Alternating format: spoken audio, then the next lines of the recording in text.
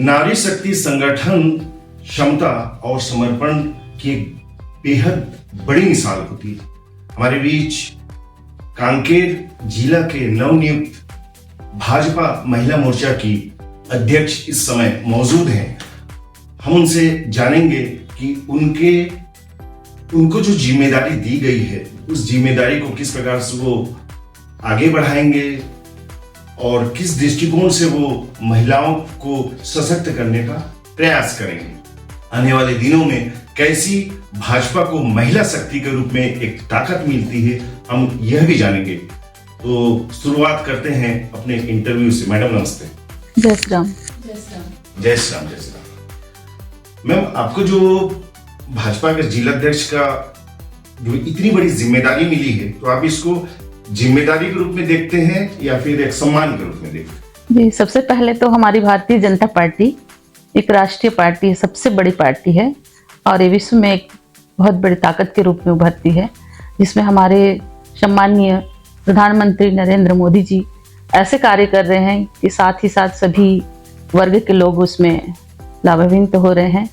तो मैं ऐसे पार्टी की एक कार्यकर्ता हूँ जिसमें मुझे आज इतना बड़ा सम्मान मुझे मिला है, तो मैं स्वाभाविक रूप से बहुत ही अपने आप को सौभाग्यशाली समझती हूँ कि आज हमारे जिले में मुझे इतना बड़ा जिले के अध्यक्ष की दायित्व जो मुझे मिला है, आज मैं उस कार्य को करने के लिए हमेशा तत्पर रहूँगी और ग्रामीण क्षेत्र में जितनी भी हमारी महिलाएं हैं उनको स्व सहायता समूह के माध्यम से आत्मनिर्भर हों और अपने कार्य को आगे बढ़ाएं और सशक्त हों, सजग हों, इसलिए मैं हमेशा प्रेरित करूंगी।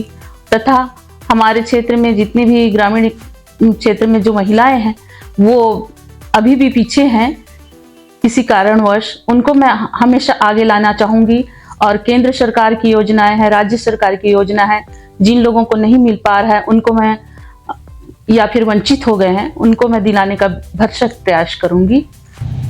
आपके जीवन में राजनीतिक उतार चढ़ाव बहुत सारे आए। आपने बहुत छोटे से सरपंच पद से आप यहाँ तक के पहुंची, इसको आप किस रूप में देखते हैं?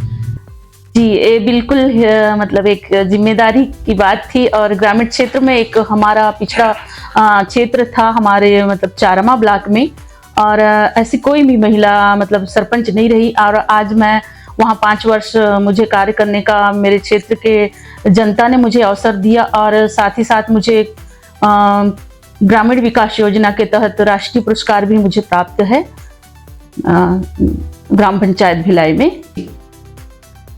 आने वाले दिनों में भाजपा महिला मोर्चा को राजनीतिक रूप से पार्टी में किस तरीके से उसको मजबूती मिलेगी?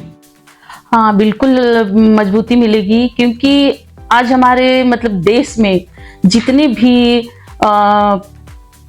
हो रही हैं इन सब चीज़ों को देखते हुए आज हमारे कार्यकर्ता हैं, हर वर्ग के लोग हैं और देश के जो यशस्वी प्रधानमंत्री की जो सोच है उनको एक नई दिशा देने हेतु आज एक एक व्यक्ति एक एक कार्यकर्ता जुड़ रहा है, तो आने वाले समय में तो और ज़्यादा सशक्त रूप से आगे बढ़ेगी देश। गांव की महिलाएं और शहर की महिलाएं दोनों की सोच अलग अलग होती है, अलग अलग जिम्मेदारियां होती हैं, अलग अलग तरीका से वो किसी चीज को समझती हैं। आप जिला में एक अध्यक्ष के रूप में कार्य कर रही हैं, महिलाओं का नेतृत्व कर रही हैं एक तरीका से, तो गांव को किस प्रकार से शहर में जोड़ेंगी और शहर को किस प्रकार से गांव में जोड़ेंगी? देखिए, जैसे कि राज्य सरकार की योजनाएं हैं, केंद्र सरकार की योजनाएं हैं, वो योजनाएं बराबर रूप से होती हैं शहरी लोगों के लिए भी और ग्रामीण के लिए। तो एक योजना ऐसी होती है, संचालित होती है, उसमें महिलाएं सभी लाभान्वित हो और योजना का लाभ लें, इस तरह से मैं जोड़ना चाहूंगी। कल की दुनिया और आज की दुनिया में बहुत बड़ा अंतर आ गया है। पहले सोशल मीडिया नहीं था, आज सोशल मीडिया है। सोशल मीडिया का आप किस प्रकार से उपयोग करेंगी जिससे महिला मोर्चा को भी फायदा मिले, भाजपा को भी फायदा मिले और हमारे कांकेर जिले को फायदा मिले? क्या सोचती है सोशल मीडिया को लेकर? सोशल मीडिया आज के समय में एक ऐसा माध्यम है कि एक कुछ भी होता है, छोटा सा भी कुछ होता है तो उसमें सभी को पता चल जाता है। जैसे कुछ कार्यक्रम हो गया और कुछ भी संदेश हो गए तो उनको जल्दी से पता चल रहा है। आज हर घर में एक मोबाइल पाया जाता है, सभी लोग यूज करते हैं तो जल्दी पता चल जाता है और सबको जानकारी हो जाती है कि देश दुनिया में क्या चल रहा है। इसका मतलब बहुत अच्छे से आप उपयोग करेंगे। आने वाले कुछ दिनों बाद चुनाव भी होंगे, 2-2.5 साल बाद चुनाव होंगे, लोकसभा होगा, विधानसभा होगा और भी तमाम चुनाव होंगे। तो ये सारे चुनाव में आपकी जो महिला मोर्चा की भूमिका क्या होने वाली है? आने वाले समय में हमारी महिला मोर्चा की सशक्त रूप से एक भूमिका रहेगी और संगठन को मजबूत प्रदान करेगी तथा राष्ट्र में और राज्य में सारे कुछ मिलकर काम करेंगे तो बिल्कुल होगी। आप भाजपा के मतलब विधानसभा चुनाव में कई बार आप प्रत्याशी बतौर आपने दावा किया था, तो क्या आने वाले दिनों में भी आप विधानसभा चुनाव के लिए दावा कर सकते हैं भानु प्रतापपुर विधानसभा में, ऐसा कुछ? देखिए, ऐसा सभी करते हैं पर हमारे एक परंपरा है भारतीय जनता पार्टी में, हम निवेदन बस कर सकते हैं, बाकी केंद्रीय नेतृत्व ही तय करती है। एक चुनाव समिति होती है, वही संगठन तय करती है, वो सर्वमान्य होता है। आपके राजनीतिक जीवन का जो संघर्ष था वो कैसा रहा है अब तक? किस प्रकार से आपने संघर्ष किया राजनीति को लेकर?